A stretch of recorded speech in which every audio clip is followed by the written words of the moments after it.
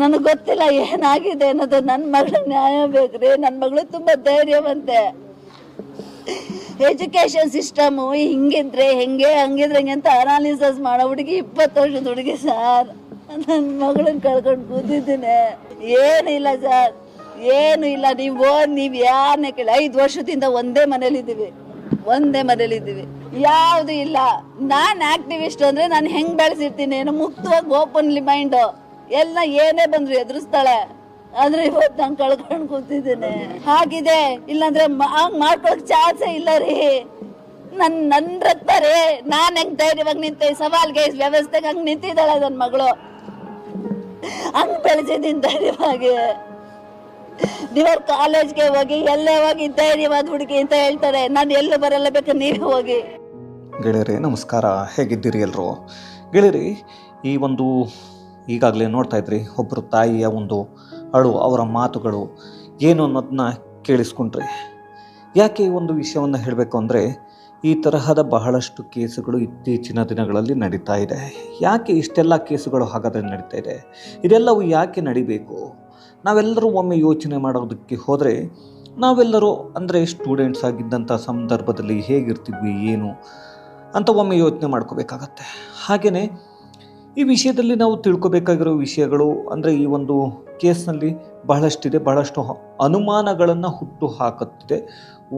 ಒಬ್ಬಳು ವಿದ್ಯಾರ್ಥಿನಿಯ ಒಂದು ಸಾವು, ಅದು ಏಕೆಂದರೆ ಈ ಕಡೆ ಕೊಲೆ ಅಂತ ಹೇಳೋದಕ್ಕಾಗ್ತಿಲ್ಲ, ಈ ಕಡೆ ಆತ್ಮಹತ್ಯೆ ಅಂತಲೂ ಹೇಳೋದಕ್ಕಾಗ್ತಿಲ್ಲ. ಹಾಗಾಗಿ ಇದು ಏನು ಅಂತ ಹೇಳಿಬಿಟ್ಟು ಪೊಲೀಸರು ಕಂಡುಹಿಡಬೇಕಾಗತ್ತೆ. ಹಾಗಾದರೆ ಈ ಕೇಸ್ ಏನು ಅಂತ ಹೇಳಿಬಿಟ್ಟು ಒಮ್ಮೆ ನೋಡ್ಕೊಂಡು ಬರೋಣ ಬನ್ನಿ ಗೆಳೆಯರೇ. ಎಲ್ಲರೂ ಈಗ ಏನು ನೋಡ್ತಾ ಇದ್ದೀರಿ ಫೋಟೋದಲ್ಲಿ, ಈ ವಿದ್ಯಾರ್ಥಿನಿಯ ಹೆಸರು, ಈ ಯುವತಿಯ ಹೆಸರು ಪ್ರಬುದ್ಧ. ಏನು ಈ ಒಂದು ನಮ್ಮ ಈ ಒಂದು BBA ಸೆಕೆಂಡ್ ಇಯರ್ನಲ್ಲಿ ಓದ್ತಿರ್ತಕ್ಕಂಥ ವಿದ್ಯಾರ್ಥಿನಿ. ಹಾಗೆಯೇ ಈ ಒಂದು BBA ಸೆಕೆಂಡ್ ಇಯರ್ ಓದ್ತಾ ಇರ್ತಕ್ಕಂಥ ವಿದ್ಯಾರ್ಥಿನಿ ಏನು ಬುಧವಾರ ಅಷ್ಟೇ ಸ್ನೇಹಿತೆಯರ ಜೊತೆಗೆ ಹೋಗಿ ಮನೆಗೆ 3:30 ವೇಳೆಗೆ ವಾಪಸ್ ಬರ್ತಾರೆ. ಬಂದಾದ ನಂತರ ಅವರ ತಮ್ಮ ಮನೆಯಲ್ಲಿರ್ತಾನೆ. ಅವರ ತಮ್ಮ ಕೂಡ ನೋಡ್ತಾನೆ. ಅಂದರೆ ಅವರ ತಮ್ಮ ಬಂದುಬಿಟ್ಟು, ಆಕೆ ಬಂದ ನಂತರ ಅವರ ತಮ್ಮ ಬಂದುಬಿಟ್ಟು, ಆ ಪ್ರಬುದ್ಧಾಳ ತಮ್ಮ ಜಿಮ್ಗೆ ಹೋಗ್ತೀನಿ ಅಂತ ಹೊರಟೋಗ್ತಾನೆ. ಆದರೆ ಜಿಮ್ಗೆ ಹೋಗುವಾಗ ಆತ ಹೊರಗಡೆಯಿಂದ ಲಾಕ್ ಮಾಡಿದ್ನೋ ಬಿಟ್ಟನೋ ಗೊತ್ತಿಲ್ಲ. ಕೆಲವರು ಹೇಳ್ತಿರೋದು ಹೊರಗಡೆಯಿಂದ ಆತ ಲಾಕ್ ಮಾಡ್ಕೊಂಡು ಹೋಗಿದ್ದಾನೆ ಅಂತ, ಅದು ಏನಂತ ಗೊತ್ತಿಲ್ಲ. ಅದಾದ ನಂತರ ಆತ ಜಿಮ್ಮಿಗೆ ಹೋಗಿ ಬರ್ತಾನೆ 6:30 ಸರಿಸುಮಾರು 6:30ಗೆ ಬಂದಾಗ ಹೊರಗಡೆಯಿಂದ ಬೀಗ ಹಾಕಿತ್ತು.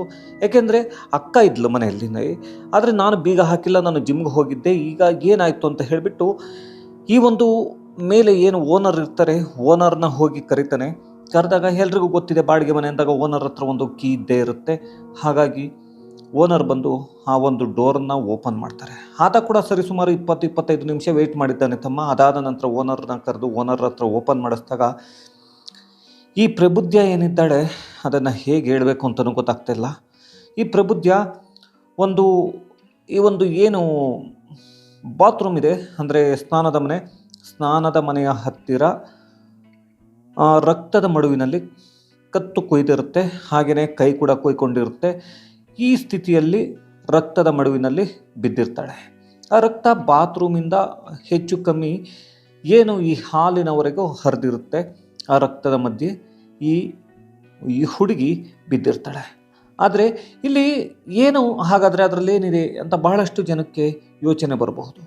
ಏಕೆಂದರೆ ಒಂಟಿ ಪೇರೆಂಟ್ ಇರ್ತಕ್ಕಂತಹ ಒಂದು ಹೆಣ್ಣು ಮಗು, ಈ ಹೆಣ್ಣು ಮಗು ಬೆಳೆದಿರೋದು ಯಾವ ರೀತಿ ಅಂತಂದರೆ, ಯಾವುದೇ ಅಕ್ಕಪಕ್ಕದ ಮನೆಯನ್ನು ಕೇಳಿದರೂ ಕೂಡ ಅಲ್ಲಿ ಹೇಳ್ತಕ್ಕಂಥದ್ದು ಏನಂದರೆ, ಈ ಹುಡುಗಿ ತುಂಬ ಧೈರ್ಯವಂತೆ. ಹಾಗೆಯೇ ಮುಂದೆ ಫ್ಯೂಚರಲ್ಲಿ ಏನು ಮಾಡಬೇಕು ಅನ್ನೋದು ತುಂಬ ಕನಸುಗಳಿತ್ತು. ಹಾಗೆಯೇ ಕನಸುಗಳಿರುವಾಗ ಈ ತರಹದ ಯೋಚನೆ ಬರೋದಕ್ಕೆ ಸಾಧ್ಯವೇ ಇಲ್ಲ. ಏಕೆಂದರೆ ಈಕೆ ಬೋಲ್ಡಾಗಿ ಮಾತಾಡ್ತಾ ಇದ್ದಂತಹ ಒಬ್ಬಳು ಹುಡುಗಿ ಕೂಡ. ಇದು ಎಲ್ಲೋ ನಡೆದಿದ್ದು ಅಂದ್ಕೋಬೇಡಿ. ಇದು ಬೆಂಗಳೂರಿನ ಸುಬ್ರಹ್ಮಣ್ಯಪುರ ಪೊಲೀಸ್ ಠಾಣಾ ವ್ಯಾಪ್ತಿಯಲ್ಲಿ ನಡೆದಿದ್ದು. ಪೊಲೀಸರು ಕೂಡ ಬಂದಿದ್ದಾರೆ, ಕೇಸನ್ನು ಈಗಾಗಲೇ ದಾಖಲಿಸಿಕೊಂಡಿದ್ದಾರೆ. ಇದನ್ನು ಅನುಮಾನಾಸ್ಪದ ಸಾವು ಅಂತ ಹೇಳೋದಕ್ಕೆ ಕಾರಣನೇ ಇದು. ಅಕ್ಕಪಕ್ಕದ ಮನೆಯಲ್ಲಿ ಅವರು ಒಂದೇ ಮನೆಯಲ್ಲಿ 5 ವರ್ಷದಿಂದ ಇದ್ದಾರೆ. ತಾಯಿ ಕೂಡ ಸೋಷಿಯಲ್ ಆಕ್ಟಿವಿಸ್ಟ್ಸ್ ಆಗಿರೋದ್ರಿಂದನೇ ಇಲ್ಲಿ ಏನಾಗ್ತಾಯಿದೆ ಅಂದರೆ, ಆಕೆ ಕೂಡ ಬಹಳಷ್ಟು ಸಮಾಜಮುಖಿ ಕಾರ್ಯಕ್ರಮಗಳಲ್ಲಿ ತೊಡಗಿಸ್ಕೊಳ್ತಾರೆ ಅವರನ್ನು ತಾಯಿ. ಹಾಗಾಗಿ ಆ ಮಗಳನ್ನು ಯಾವ ರೀತಿಯಾಗಿ ಬೆಳೆಸಿದ್ದೆ ನೀವು ಯಾರನ್ನಾದರೂ ಕೇಳಿ, ಕಾಲೇಜಿಗೆ ಬೇಕಾದರೂ ಹೋಗಿ ಕೇಳಿ, ನೀವು ಮನೆಯ ಸುತ್ತಲೂ ಕೇಳಿ ಯಾವ ರೀತಿ ಇದ್ಲು ನನ್ನ ಮಗಳು ಅಂತ ಹೇಳಿಬಿಟ್ಟು ಅಂತ.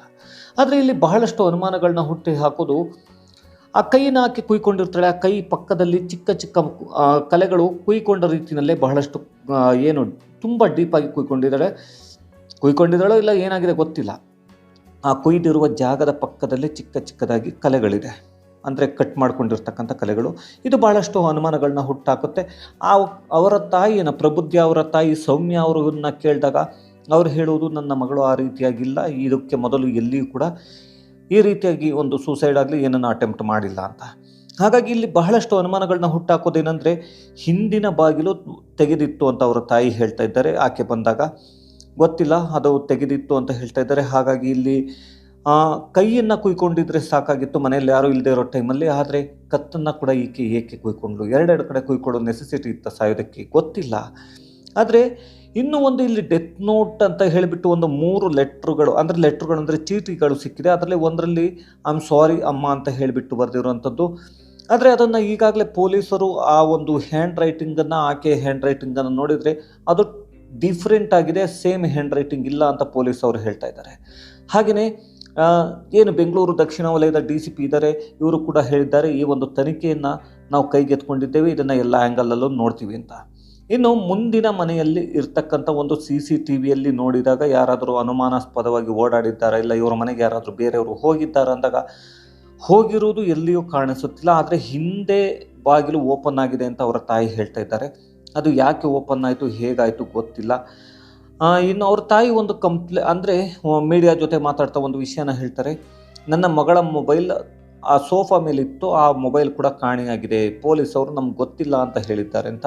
ಆದರೆ ಪೊಲೀಸವರು ಹೇಳಿದ್ದಾರೆ, ಇಲ್ಲಿ ಆ ಫೋನನ್ನು ನಾವೇ ತೆಗೆದುಕೊಂಡಿದ್ದೇವೆ, ಅದರಲ್ಲಿ ಏನೇನಿದೆ ಅದನ್ನು ನೋಡಬೇಕು, ಚೆಕ್ ಮಾಡಬೇಕು, ಯಾವ ಒಂದು ರೀಸನ್ನಿಂದ ಏನಾಗಿರಬಹುದು ಅಂತ. ಹಾಗೆಯೇ ಈ ಪ್ರಬುದ್ಧಳ ಏನು ಗೆಳತಿಯರಿದ್ದಾರೆ, ಬಹಳಷ್ಟು ಕ್ಲೋಸ್ ಫ್ರೆಂಡ್ಸ್, ಇವರನ್ನು ಕೂಡ ಈಗಾಗಲೇ ವಿಚಾರಣೆಯನ್ನು ಮಾಡ್ತಾ ಇದ್ದಾರೆ ಹೋಗಿ ಕಾಲೇಜಿಗೆ. ಅಂದರೆ ಈಕೆ ಯಾವ ರೀತಿ ಏನು ಅಂದರೆ ಗೊತ್ತಿದೆಯಲ್ಲ, ಕಾಲೇಜ್ ಡೇಸ್ ಅಂತ ಬಂದಾಗ ಪ್ರೀತಿ ಪ್ರೇಮ ಆ ಥರದ್ದು ಏನಾದರೂ ಅದನ್ನು ಮಾಡಲೇಬೇಕಾಗುತ್ತೆ, ಇತ್ತೋ ಇಲ್ವೋ ನಮಗೆ ಗೊತ್ತಿಲ್ಲ. ಆದರೆ ಅನುಮಾನವನ್ನು ಹುಟ್ಟು ಹಾಕಿರುವುದು ಈಕೆ ಮುಂದಿನ ದಿನಗಳಲ್ಲಿ ಬಹಳಷ್ಟು ಸಾವಿರಾರು ಕನಸುಗಳನ್ನ ಇಟ್ಕೊಂಡು ನಮ್ಮ ತಾಯಿಯನ್ನು ಇದೇ ರೀತಿ ಸಾಕಬೇಕು. ಅಂದರೆ 21 ವರ್ಷದ ಹುಡುಗಿ ಆದರೂ ಕೂಡ, ಯುವತಿ ಆದರೂ ಕೂಡ ಈಕೆಯ ಯೋಚನೆ ಸುಮಾರು 40-45 ವರ್ಷದವರ ಹಾಗೆ ಯೋಚನೆಯನ್ನು ಮಾಡ್ತಿದ್ಲು. ಮಾತಾಡುವಾಗ ಕೂಡ ಅದೇ ರೀತಿಯ ಮಾತುಗಳಿರ್ತಿತ್ತು ಅಂತ ಅಕ್ಕಪಕ್ಕದ ಮನೆಯವರು ಹೇಳ್ತಾರೆ. ಹಾಗಾಗಿ ಗೊತ್ತಿಲ್ಲ ಗೆಳೆಯರೆ ಇದು ಏನಾಗಿದೆ ಅಂತ. ಇದನ್ನು ಪೊಲೀಸ್ ತನಿಖೆಯಿಂದಲೇ ಇದು ಗೊತ್ತಾಗಬೇಕು. ಇದು ಕೊಲೆಯೋ ಇಲ್ಲ ಆಕೆ ಮಾಡಿಕೊಂಡ್ರೂ ಕೂಡ ಯಾತಕ್ಕಾಗಿ ಆಕೆ ಮಾಡ್ಕೊಳ್ತಾಳೆ, ಸುಮ್ಮನೆ ಯಾರು ಕೂಡ ಮಾಡ್ಕೊಳ್ಳಲ್ಲ. ಹಾಗೆಯೇ ಅಪ್ಪಿತಪ್ಪಿ ಈಗ ಅವರ ಅಮ್ಮ ಹೇಳಿದಾಗೆ ಬೇರೆ ಯಾರೋ ಮಾಡಿದ್ದಾರೆ, ಅವಳು ಏನು ಈ ಶೈಕ್ಷಣಿಕ ಅಂದರೆ ಶಿಕ್ಷಣದ ಬಗ್ಗೆ ಈಗಿನ ಎಜುಕೇಷನ್ ಸಿಸ್ಟಮ್ನ ಬಗ್ಗೆ ಮಾತನಾಡಿದ್ದಕ್ಕೆ ಈ ರೀತಿ ಯಾರೋ ಮಾಡಿದ್ದಾರೆ ಅನ್ನೋದು ಅವರ ತಾಯಿ ಮಾಡ್ತಿರ್ತಕ್ಕಂಥ ಆರೋಪ. ಹಾಗಾಗಿ ಗೊತ್ತಿಲ್ಲ, ಇದು ತನಿಖೆಯಿಂದ ಅಷ್ಟೇ ನಮಗೆ ಗೊತ್ತಾಗಬೇಕಾಗತ್ತೆ. ಈ ತನಿಖೆ ನಡೆದರೆ ನಮಗೆ ಇದರ ಬಗ್ಗೆ ಭಾಳಷ್ಟು ಮಾಹಿತಿಗಳು ಸಿಗುತ್ತೆ. ಹಾಗಾಗಿ ಒಂದು ಒಳ್ಳೆಯ ರೀತಿಯಲ್ಲಿ ತನಿಖೆಯನ್ನು ನಡೆಸಿ ಹಾಗೆ ಒಂದು ಏನಾಗಿದೆ ಅನ್ನೋದನ್ನು ಪೊಲೀಸರು ಕಂಡುಹಿಡಿಯುವಲ್ಲಿ ಅದು ಯಶಸ್ವಿ ಆಗ್ತಾರೆ. ಆದರೆ ಅದು ಆದಷ್ಟು ಬೇಗ ಆಗಲಿ ಅನ್ನೋದು ಕೂಡ ನಮ್ಮ ಆಶಯ. ಆದರೆ ಯಾಕೆಂದರೆ ಇಲ್ಲಿ ಎಲ್ಲರಿಗೂ ಇರ್ತಕ್ಕಂಥ ಕುತೂಹಲ, ಈಕೆಯೇ ಮಾಡಿಕೊಂಡ್ರೆ ಯಾಕೆ ಮಾಡಿಕೊಂಡ್ರು, ಇಲ್ಲ ಈಕೆಯನ್ನು ಏನಾದರೂ ಈಗ ಅವರ ತಾಯಿ ಹೇಳಿದ ಹಾಗೆ ಹತ್ಯೆಯನ್ನು ಮಾಡಿದರೆ, ಕೊಲೆ ಮಾಡಿದರೆ ಯಾಕೆ ಮಾಡಿದರು, ಇದೆರಡೂ ಕೂಡ ತಿಳಿಬೇಕಾಗತ್ತೆ ಜನರಿಗೆ. ತಿಳ್ಕೊಂಡಾಗ ಮಾತ್ರ ಅವರವರ ಮಕ್ಕಳನ್ನು ಆ ಪೋಷಕರು ಸರಿಯಾದ ರೀತಿಯಲ್ಲಿ, ಆದರೆ ಯಾವ ರೀತಿಯಲ್ಲಿ ತೆಗೆದುಕೊಂಡು ಹೋಗ್ಬೋದು ಅನ್ನೋದು ಗೊತ್ತಾಗುತ್ತೆ, ಅಲ್ಲಿವರೆಗೂ ಗೊತ್ತಾಗಲ್ಲ. ಹಾಗೆಯೇ ಈ ಒಂದು ವಿಡಿಯೋವನ್ನು ನೋಡಿದ್ದಕ್ಕಾಗಿ ಧನ್ಯವಾದಗಳು. Thank you very much. ಮತ್ತೆ ಮುಂದಿನ ವಿಡಿಯೋದಲ್ಲಿ ಸಿಗೋಣ.